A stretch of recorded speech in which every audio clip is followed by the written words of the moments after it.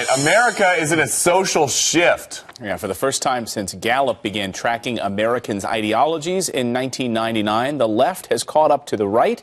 31% of Americans identify now as socially conservative.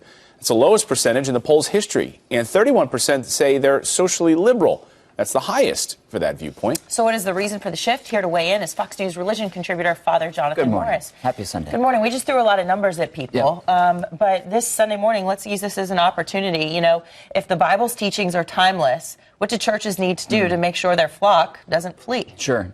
Well, first of all, I think the term social conservatism is kind of an old term for most people. If you ask somebody in their 20s, are you socially conservative? The answer you're going to get is, what does that mean? Basically, think of this. Abortion, that was one of the, I would say, like the foundations for social conservatism in the 80s and 90s. Young people in their 20s and 30s, whether they're politically liberal or conservative, are more against abortion than ever before in American history. Why? Because science has caught up.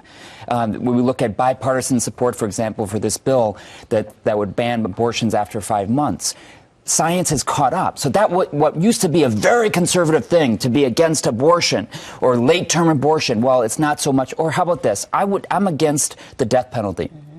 But I'm against it because I don't think government should be involved in taking life. I don't think that's the role of government. Now, is that a conservative or a liberal position?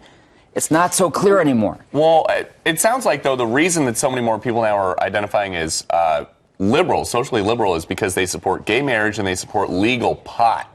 So how does that impact the country if all these people are supporting those things and then saying, you know, this is an important part about who I am?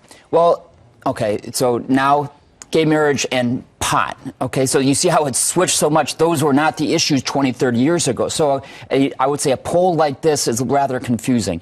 What I do find is that there are new numbers out there that say that more people, for example, and you mentioned it, Anna, at the beginning, are shifting away from identifying with a specific faith or church. That is definitely true. I see it also as somewhat positive because I find more and more people coming into my church, for example, who are not coming in as Catholics. Oh, I have to go because I'm Catholic. I have to be there Sunday. But they're searchers. They're seeking the truth.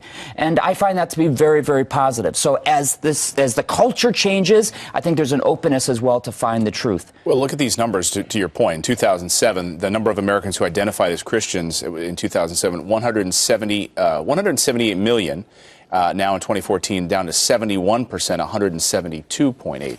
But you know what, Clayton, 93%, we talked about this last week, 93% of Americans still say they believe in God.